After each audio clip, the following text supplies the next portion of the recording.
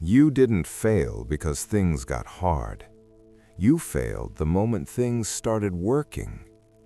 Think about the last time something in your life was actually going well, a relationship that felt real, a new habit that was finally sticking, a job that was finally paying off, and then, almost out of nowhere, you did something to ruin it.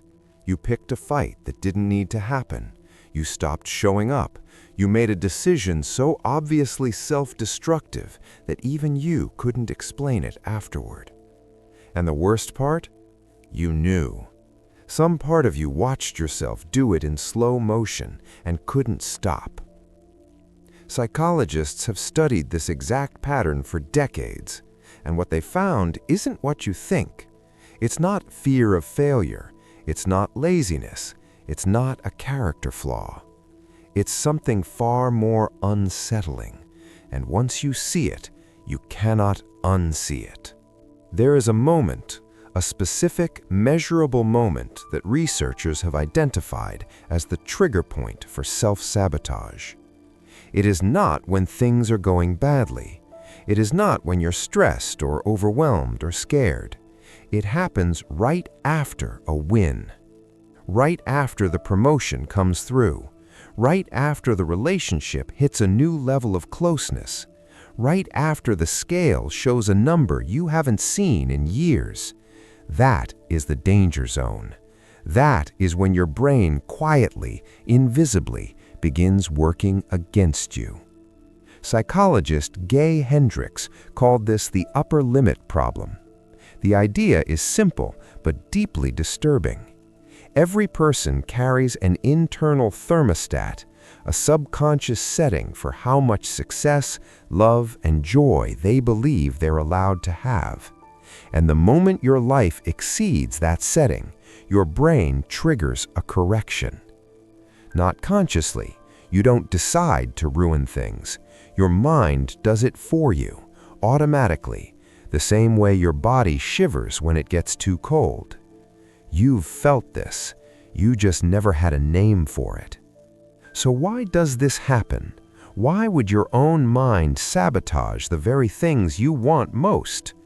To answer that, we need to go back to 1995. A psychologist named Martin Seligman, the same man who pioneered the study of learned helplessness, began noticing something strange in his patients. The ones who were improving the fastest were also the ones most likely to suddenly backslide. Not the ones struggling, the ones succeeding. He started tracking the pattern, and what he found was this. The human brain doesn't just fear pain, it fears unfamiliarity. And for many people, success is deeply, profoundly unfamiliar. Here's what that means for you personally. Your brain was built in childhood. The version of yourself that lives in your subconscious, the one making decisions below your awareness, was formed when you were young, in an environment you had no control over. If that environment involved chaos, you learned that chaos is normal. If that environment involved emotional unavailability, you learned that distance is safe. If that environment was defined by scarcity, you learned that abundance is suspicious. And then you grow up, and things get good, and your subconscious looks at all that goodness and says, "This doesn't match. This isn't what I know. This isn't safe." And it pulls you back down. Now here's where it gets darker. A research team at the University of California studied what they called self-handicapping behavior, the tendency to create obstacles for yourself before a high-stakes moment. What they found was that people don't just self-sabotage after success, they begin sabotaging in anticipation of it. Your brain sees success coming and starts building an exit ramp before you even arrive. The student who stops studying the week before final exams, the athlete who picks a fight with their coach right before the championship, the person who starts a massive argument with their partner right before a wedding. These aren't coincidences.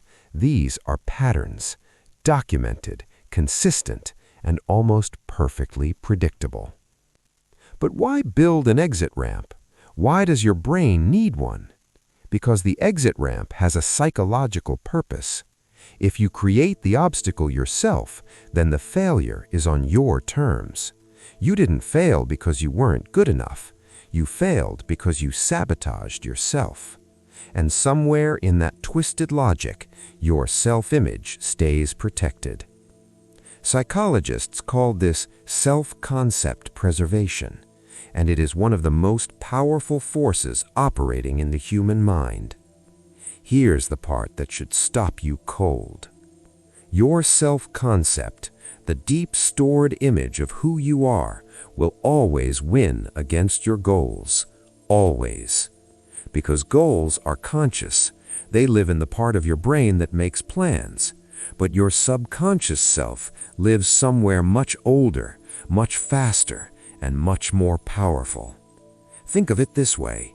You can consciously want to be a person in a loving relationship, but if your subconscious self-concept says you are someone who gets abandoned, you will manufacture abandonment. You will behave in ways that create the outcome you fear most, because that outcome confirms what you already believe about yourself. Dr. Bessel van der Kolk, in his landmark research on trauma and behavior, found that people don't repeat painful patterns because they enjoy pain. They repeat them because familiarity registers in the brain as safety. Your nervous system would rather have a painful, familiar outcome than an unfamiliar good one. Read that again. Your nervous system would rather have a painful, familiar outcome than an unfamiliar good one. That is why you self-sabotage when things go well, because things going well is unknown territory.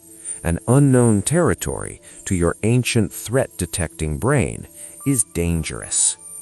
So what does this actually look like outside of a lab? Picture someone who has been working toward a promotion for 2 years. They finally get it.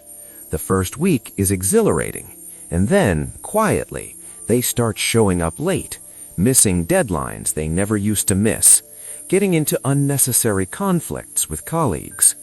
Within 3 months, their performance review is poor.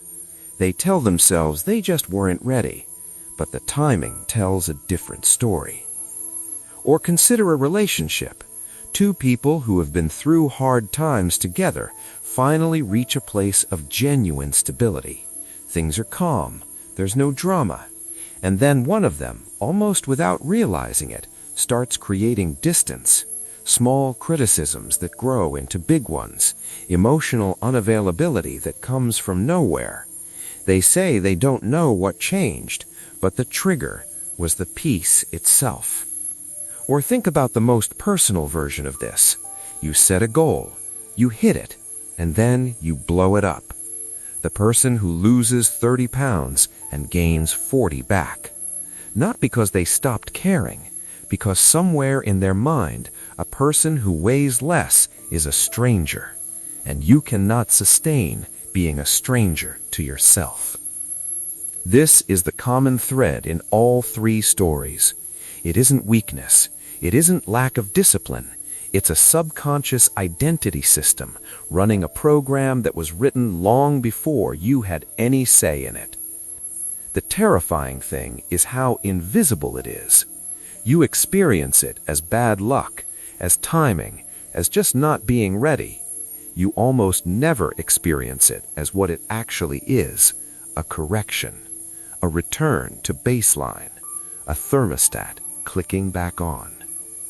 So what do you do with this? The first thing, the only thing that actually matters is recognition.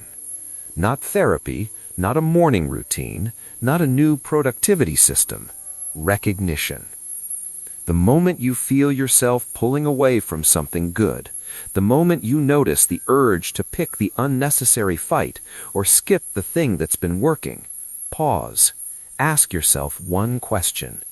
Is this real, or is this my upper limit? Because most of the time, The crisis isn't real. The relationship isn't actually broken. The goal isn't actually wrong.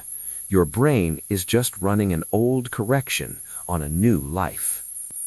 Gay Hendricks, after decades of studying this pattern, said something that has stayed with researchers ever since. He said the biggest challenge humans face is not achieving success. It is learning to tolerate it. Not earn it, tolerate it. That one word reframes everything, because you already know how to work hard. You already know how to push through failure. What nobody ever taught you, what school and your parents and every self-help book missed, is how to stay when things get good. How to let good things be real. How to stop your own hand before it flips the switch. You've been fighting your circumstances your whole life, but the thing you actually need to fight is quieter than that. It lives inside the moment right after the win. It sounds like doubt. It feels like restlessness, and it is your oldest habit trying to bring you home to a place that no longer fits you. Here is the question I want you to sit with, and leave your answer below, because I genuinely want to know. Think of one moment in your life where you had something good, and you watched yourself walk away from it. Looking back now, do you think it was really a mistake, or was it your thermostat doing exactly what it was programmed to do?